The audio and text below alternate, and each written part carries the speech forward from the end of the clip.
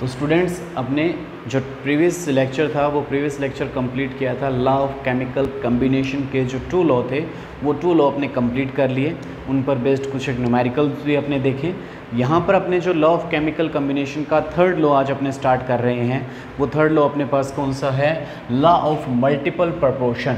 ठीक है, तो लॉ ऑफ मल्टीपल प्रोपोर्शन सबसे पहले अपने को कौन से साइंटिस्ट ने अपने को दिया था? तो साइंटिस्ट का जो नेम आता है वो कौन सा आता है? डाल्टन। तो ये जो लॉ ऑफ मल्टीपल प्रोपोर्शन का जो अपने को लॉ है वो लॉ अपने को डाल्टन ने अपने को दिया। इस लॉ के अंदर वो क्या कहता है, इसकी अगर डेफिनेशन देखें, डेफिनेशन हमारे पास क्या बनती है?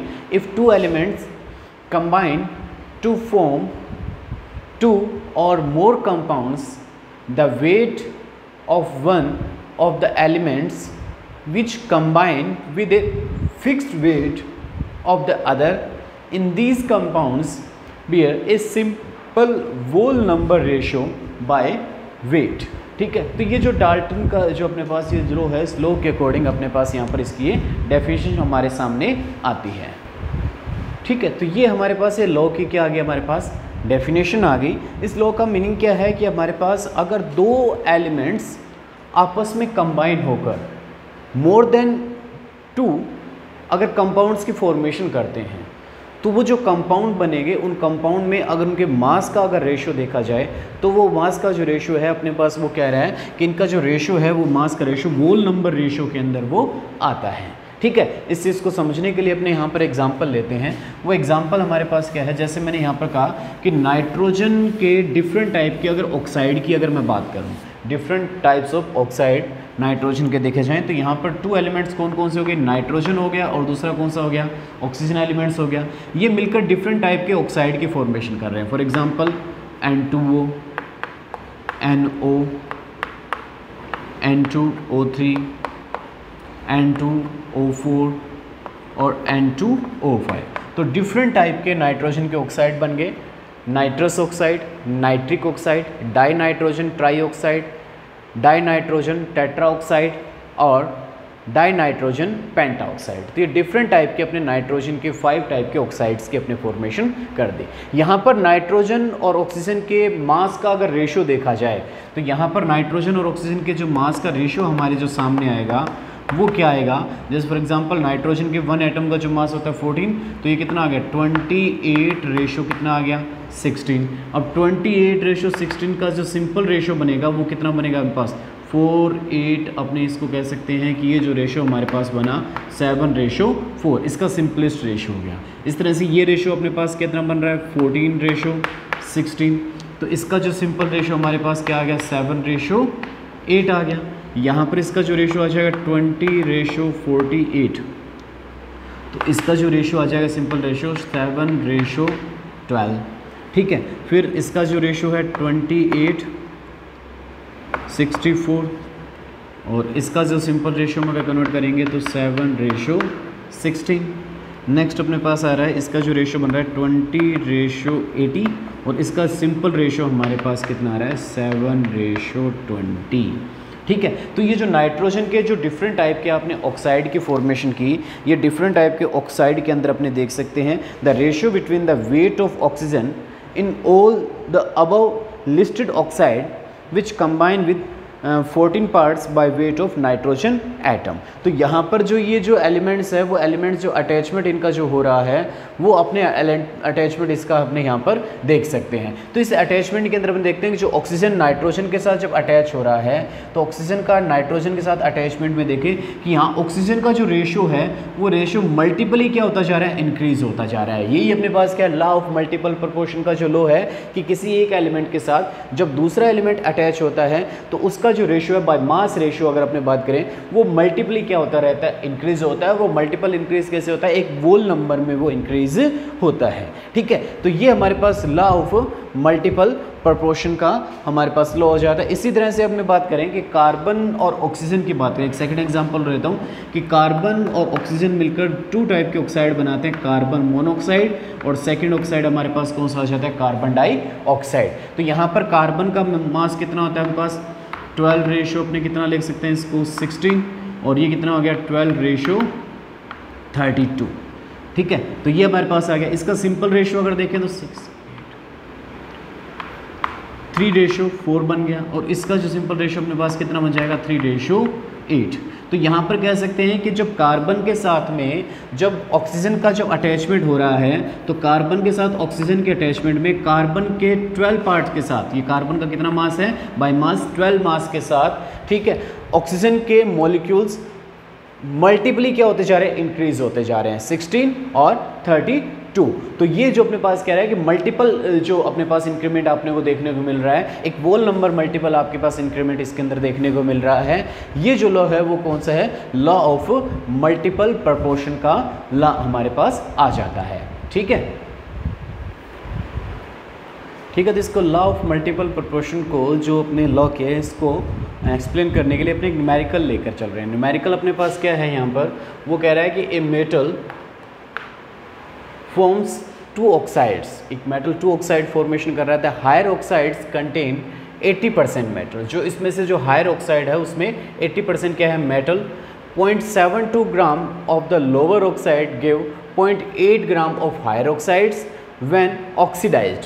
Show that the data illustrates the law of multiple proportion. ठीक है, तो इन डाटा से अपने को जो लॉ ऑफ मल्टीपल प्रपोर्शन का जो लॉ है इसको इलस्ट्रेट करना है। ठीक है, तो कैसे करेंगे, सबसे इसको अगर सॉल्व करें, ठीक है, तो इसका जो सॉल्यूशन होगा हमारे पास क्या हो जाएगा, इन द, सबसे पहले अपने किसकी बात करते हैं, हायर ऑक्साइड की बात करें। तो इन द हायर ऑक्साइड की अगर अपने बात करें तो इस हायर ऑक्साइड के अंदर वेट ऑफ मेटल अगर फाइंड किया जाए, वेट ऑफ द मेटल, ठीक है, तो मेटल का वेट कितना आएगा, ये कितना कह रहा है 80% कंटेन कर रहा है, किसमें से, टोटल वेट कितना है मेरे पास 0.8 ग्राम है, तो 0.8 इंटू 80, ठीक है, तो 0.8 इंटू 80 परसेंटेज की बात कर रहा है, तो मेरे पास कितना हो जाएगा डिवाइड बाय 100। इट मीन्स यहाँ पर जो मेटल आ जाएगा वो कितना आ जाएगा 0.64 ग्राम आ जाएगा। ठीक है, यहाँ पर जो weight of metal higher oxide में वो कितना हो जाएगा 0.64 ग्राम हो जाएगा। ठीक है, तो टोटल अपने पास कितना था 0.8 ऑक्साइड, मेटल जो ऑक्साइड था वो कितना था टोटल 0.8 था, और उस 0.8 में से 80% कौन है, मेटल है। तो इसका मतलब अपने जो वेट ऑक्साइड है, तो दूसरी चीज़ हमारे पास क्या रहेगी, वेट ऑफ द ऑक्सीजन। तो ऑक्सीजन का वेट कितना आ जाएगा 0.8 माइनस 0.64। ठीक है, तो 0.8 में से 0.64 को अगर अपने माइनस कर देते हैं तो हमारे पास जो ऑक्सीजन का जो वेट आ जाता है वो कितना आ जाता है 0.16 ग्राम आ जाता है। ठीक है, तो ये तो किसकी होगी, हायर ऑक्साइड की बात कर ली। फिर अपने बात करते हैं इन द लोअर ऑक्साइड।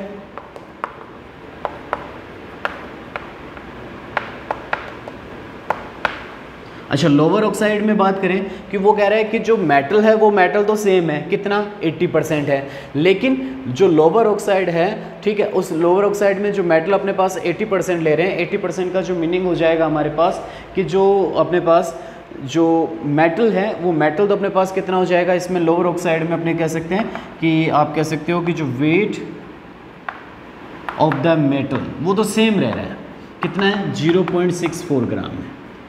लेकिन वेट ऑफ ऑक्सीजन की बात करें तो वेट ऑफ द ऑक्सीजन वो कितना आ जाएगा।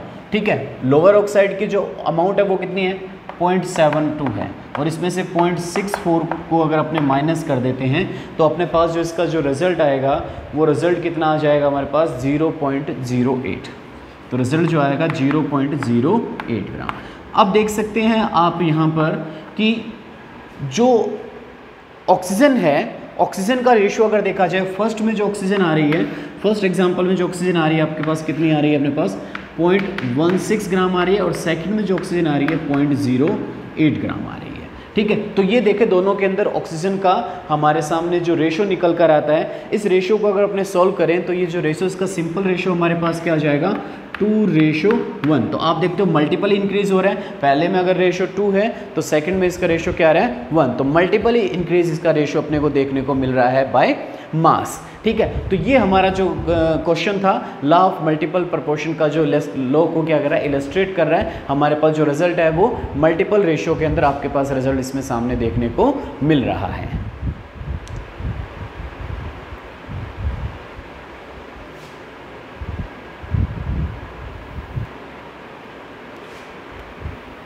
नेक्स्ट अपने पास जो लॉ है वो है गैलो-सिक्स लॉ ऑफ कंबाइनिंग वॉल्यूम। ठीक है, तो ये तो लॉ अपने को पता चल रहा है किसने दिया है, गैलोसेक ने दिया है। ये किस पर बेस्ड देता है, वॉल्यूम पर बेस्ड देता है कि जब टू डिफरेंट वॉल्यूम को अगर कंबाइन करते हैं तो जो वॉल्यूम है वो किस टाइप से कंबाइन होता है, उसके ऊपर ये लॉ बेस्ड है। ठीक है, तो इसीलिए इसका नाम क्या बना, गैलोसेक लॉ ऑफ कंबाइनिंग वॉल्यूम, कि डिफरेंट टाइप की जो गैसें हैं वो डिफरेंट टाइप के गैसेस जब आपस में कंबाइन होते हैं तो उनके कम्बिनेशन के अंदर उनके वॉल्यूम का क्या रोल होता है, उसके ऊपर बेस्ड ये लॉ अपने को दिया गया है। तो ये लॉ क्या है हमारे पास, वो क्या कह रहा है अपने को यहाँ पर, अंडर सिमिलर कंडीशन, ठीक है, of the temperature and pressure, कि जो भी गैसें कंबाइन होगी उन गैसेस के ऊपर जो कंडीशन है वो सिमिलर होनी चाहिए। मीन्स उन अगर अपने टू गैसेस को कंबाइन कर रहे हैं, फॉर एग्जांपल मैं यहाँ पर ले सकता हूँ इसके लिए कि आप अगर हाइड्रोजन और क्लोरीन गैस को अगर अपने कंबाइन कर रहे हैं तो हाइड्रोजन और क्लोरीन गैस जब कंबाइन होगी तो दोनों का जो टेम्परेचर और प्रेशर है वो क्या होना चाहिए, सेम होना चाहिए। हाइड्रोजन गैस और क्लोरीन गैस दोनों का टेम्परेचर और प्रेशर क्या होना चाहिए, सेम। इसलिए उसने कहा under similar condition of the temperature and pressure whenever gases combine they do so in volumes which bear simple whole number ratio with the each other and also with the gases product। ठीक है, तो वो कह रहा है कि जब वो गैसें उनके ऊपर जब सिमिलर कंडीशन जब रहेगी, उन सिमिलर कंडीशन के अंदर जब गैसेस कंबाइन होती है तो उनके कंबाइनेशन के अंदर उनका जो रेशो है बाय वॉल्यूम रेशो अगर देखा जाए तो वो रेशो क्या रहता है, सिंपल वोल नंबर रहता है। ठीक है, वो प्रोडक्ट के लिए भी रहता है और वो गैसेस वो रिएक्टेंट के लिए रहता है और वही रेशियो किसके लिए रहता है, अगर प्रोडक्ट भी गैसेस है तो उसके लिए भी वही बात रहेगी अपने पास सेम। तो यहाँ पर देख सकते हैं कि हाइड्रोजन और क्लोरीन जो रिएक्ट कर रहे हैं इनकी बात करें तो इनका वॉल्यूम कितना ले रहे जा रहा है, 1 वॉल्यूम हाइड्रोजन है और 1 वॉल्यूम क्या है हमारे पास, क्लोरीन है। तो दोनों का जो अपने पास रिएक्ट करने का जो वॉल्यूम है हमारे पास क्या है, 1 वॉल्यूम है। ठीक है, तो यहाँ पर आपने क्या लिया, 1 वॉल्यूम हाइड्रोजन और 1 वॉल्यूम आप क्या ले रहे हो, क्लोरीन। ये दोनों रिएक्ट करके आपके पास क्या बना रहे हैं, हाइड्रोजन क्लोराइड बना रहे हैं। और हाइड्रोजन क्लोराइड कितना वॉल्यूम आ रहा है आपके पास, 2 वॉल्यूम आपके पास हाइड्रोजन क्लोराइड आ रहा है। तो इनका जो रेशो देख सकते हैं सिंपल वोल रेशो में रिएक्ट कर रहे हैं, 1:1:2। ठीक है, ये प्रोडक्ट का रेशो है। तो सिंपल वोल रेशो आपको देखने को यहाँ पर मिल रहा है। एक डिफरेंट और एग्जाम्पल अपने लें कि नाइट्रोजन और हाइड्रोजन रिएक्ट करते हैं और किसकी फॉर्मेशन कर देते हैं, अमोनिया गैस की फॉर्मेशन कर देते हैं। तो यहाँ पर हाइड्रोजन गैस का जो नाइट्रोजन गैस का जो वॉल्यूम है वो कितना है आप कह सकते हो, 1 वॉल्यूम आप नाइट्रोजन गैस ले रहे हो, 3 वॉल्यूम हाइड्रोजन गैस ली जा रही है और आपके पास 2 वॉल्यूम क्या बन रहा है, आपके पास अमोनिया गैस की फॉर्मेशन हो रही है। तो यहाँ पर आपके पास नाइट्रोजन, हाइड्रोजन और अमोनिया का जो रेशो देखने को मिला वो 1:3:2 देखने को आपको मिला। तो ये वो जो 1:2:3 रेशो है वो कैसा है, सिंपल वोल रेशो आपको देखने को मिल रहा है। ठीक है, तो यहाँ पर सिंपल सी बात है कि जब गैसेस कंबाइन होगी तो उन गैसेस का कॉम्बिनेशन के अंदर उनका जो रेशो रहता है वो सिंपल वोल रेशो रहता है। वो सिंपल वोल रेशो के अंदर ही वो गैसेस क्या होती है, कंबाइन होती है। अगर उनका रेशो सिंपल वोल रेशो नहीं होगा तो वो गैसेस कंबाइन नहीं होगी।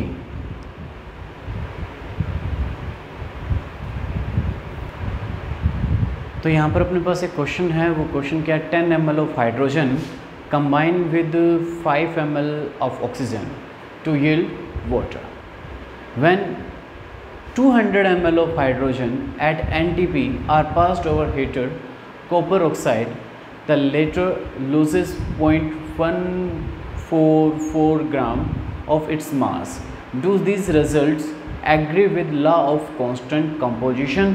ठीक है, तो यहाँ पर कांस्टेंट कंपोजिशन का जो लॉ है इससे ये क्या कर रहा है, एग्री कर रहा है या नहीं कर रहा है। तो सबसे पहले तो अपने क्या करते हैं कि ये अपने को जो हाइड्रोजन का अपने पास कंपोजिशन के लॉ के लिए अपने को दे रखा है कि यहाँ पर जो हाइड्रोजन का क्या दे रखा है, वॉल्यूम दे रखा है ml।